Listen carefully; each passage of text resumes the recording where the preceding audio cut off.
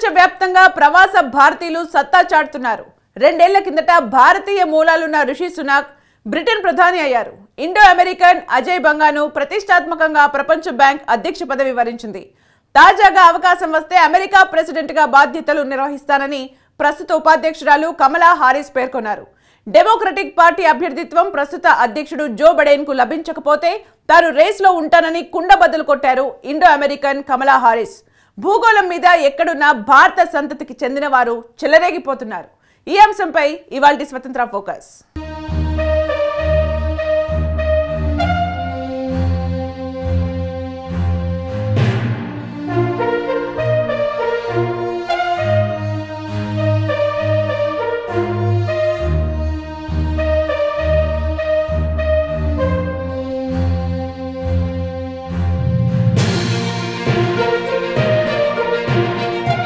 ఈ ఏడాది నవంబర్లో అమెరికా అధ్యక్ష పదవికి ఎన్నికలు జరగనున్నాయి. ఈ ఎన్నికల్లో అవసరమైతే డెమోక్రాటిక్ పార్టీ తరపున పోటీ చేయడానికి ఇండో అమెరికన్ కమలా హారిస్ రెడీ అయ్యారు.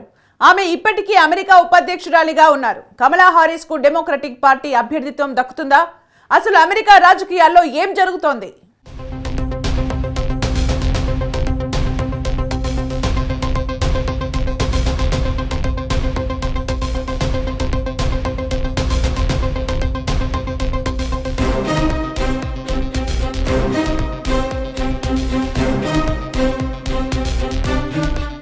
కమలా హారిస్ ప్రస్తుతం అమెరికాలో మార్మోగుతున్న పేరు.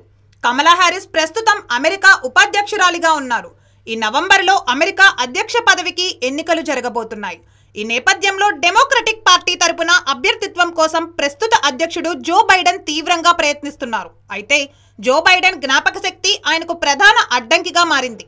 జో బైడెన్ జ్ఞాపక శక్తి తగ్గిందని చెప్పే సంఘటనలు ఇటీవల అనేకం జరిగాయి. అంతేకాదు జో బైడెన్ వయసు కూడా ఆయనకు మరో మైనస్ పాయింట్గా మారింది. బైడెన్ ప్రస్తుతం 80ల్లో ఉన్నారు. అమెరికా లాంటి అగ్రరాజ్యానికి 80ల్లో ఉన్న వ్యక్తి అధ్యక్షునిగా పనికొస్తారా అనే ప్రశ్న తెర మీదకు వచ్చింది.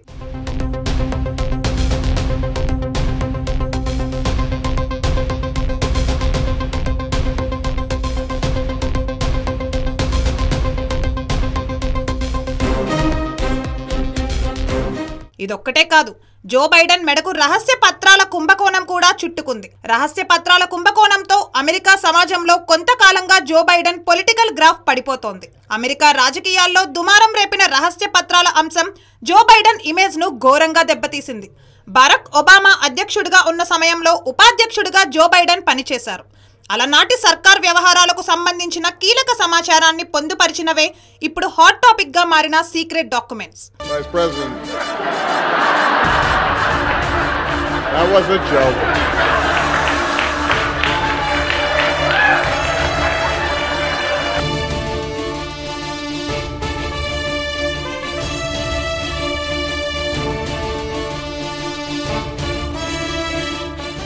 అమెరికాలో ఏ ప్రభుత్వం అధికారంలో ఉన్నా ఆ 5 ఏళ్ల కాలం నాటి కీలక సమాచారాన్ని రహస్య పత్రాల్లో పొందుపరుస్తారు.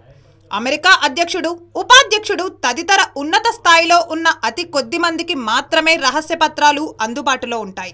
అధ్యక్షుడు, ఉపాధ్యక్షుడు ఎవరైనా తమ పదవీ కాలం పూర్తి కాగానే వాటిని అమెరికా జాతీయ ఆర్కైవ్స్కు అప్పగిస్తారు.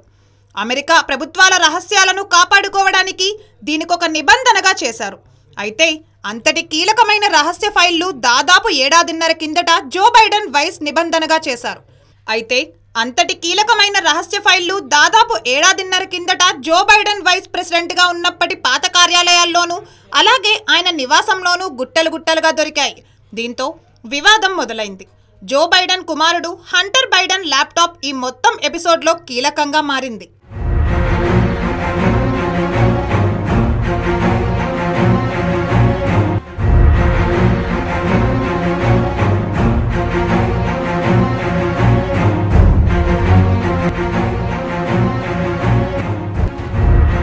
హంటర్ బైడెన్ ల్యాప్టాప్లోని సమాచారాన్ని విశ్లేషించే కొద్దీ అందరూ ఆశ్చర్యపోయే విషయాలు బయటపడ్డాయి. అంతిమంగా జో బైడెన్ ఉపాధ్యక్ష పదవిని అడ్డం పెట్టుకుని అప్పట్లో ఆయన కుమారుడు హంటర్ బైడెన్ భారీ స్థాయిలో అవినీతికి పాల్పడ్డారన్న తీవ్రమైన ఆరోపణలు కూడా వచ్చాయి.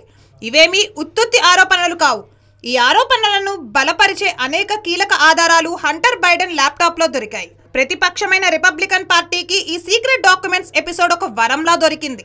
అధ్యక్ష పదవికి జరిగే ఎన్నికల్లో రహస్య పత్రాల అంశం ఒక కీలక అంశంగా మారే అవకాశాలున్నాయంటున్నారు రాజకీయ విశ్లేషకులు.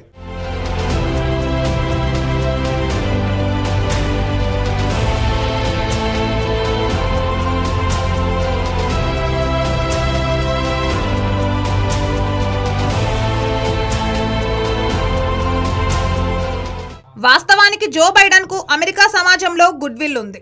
వ్యక్తిగతంగా నిజాయితీ పరుడన్న పేరు ఉంది. అయితే కొద్ది కాలం కిందట వెలుగు చూసిన రహస్య పత్రాల వ్యవహారంతో ఆయన నిజాయితీపై నీలి నీడలు కమ్ముకున్నాయి.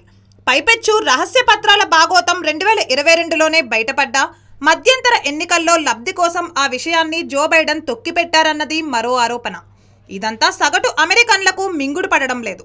ఈ నేపథ్యంలో జో బైడెన్ పై సొంత పార్టీలోనే వ్యతిరేకత వ్యక్తమవుతోంది. జో బైడెన్ ఈసారి ఎన్నికల్లో పోటీ చేస్తే డెమోక్రటిక్ పార్టీ గెలుపు సాధ్యమేనా అనే అనుమానాలు కూడా వస్తున్నాయి.